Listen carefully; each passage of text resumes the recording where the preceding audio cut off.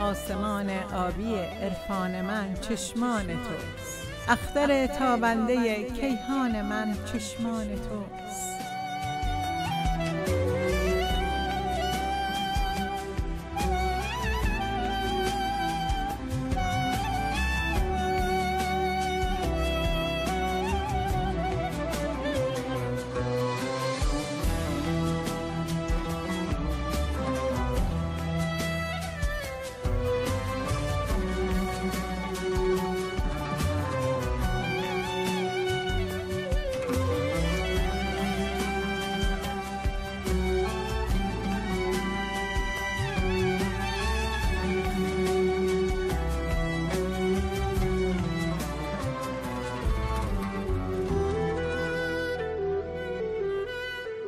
در حضور چشمانت عشق معنا می شود.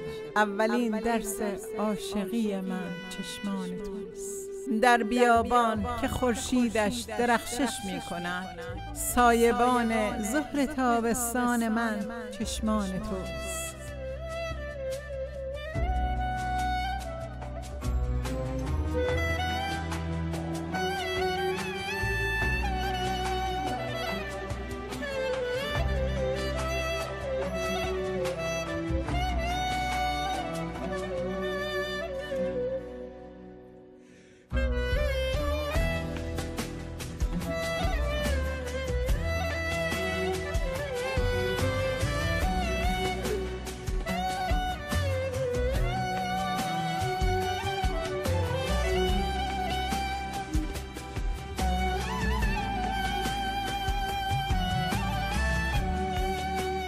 من پر از عشق، پر از شوق، نقطه روشن ایمان من چشمان توست. در شبستانی که صد سودابه حیران توام، جام رازآلود چشمان من چشمان توست.